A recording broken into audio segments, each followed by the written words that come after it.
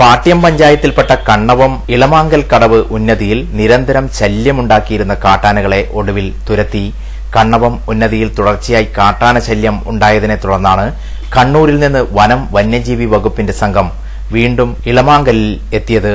10ഓളം കാട്ടാനകളെയാണ് ഇവർ തുരത്തിയത്. ഈ പ്രദേശങ്ങളിൽ കഴിഞ്ഞ ദിവസങ്ങളിൽ തുടർച്ചയായി ആഴ്ചകളോളം കാട്ടാനകളെത്തി ഉന്നതിയിലെ കൃഷിയിടങ്ങൾ വ്യാപകമായി നശിപ്പിച്ചിരുന്നു. മാസങ്ങൾക്ക് മുമ്പ് സമീപ പ്രദേശമായ മുണ്ടയോട് ഉന്നതിയിലും കാട്ടാനയുടെ ശല്യം രൂക്ഷമായിരുന്നു. ദിവസങ്ങളോളം ജനവാസ മേഖലയുടെ തൊട്ടടുത്ത് തന്നെ തമ്പടിച്ച ആനകളെ വനംവകുപ്പ് അധികൃതരെത്തി കാട്ടിലേക്ക് തുരത്താറുണ്ടെങ്കിലും അവ വീണ്ടും എത്തുകയാണ് പതിവ്. പല സമയത്തും ആനകൾ തിരിച്ച് ആക്രമിക്കാൻ മുതിർന്നു. സ്ഥിരമായിട്ട് 10ഓളം കാട്ടാനകൾ പ്രദേശവാസികളുടെ ജീവന് തന്നെ ഭീഷണിയായിരുന്നു.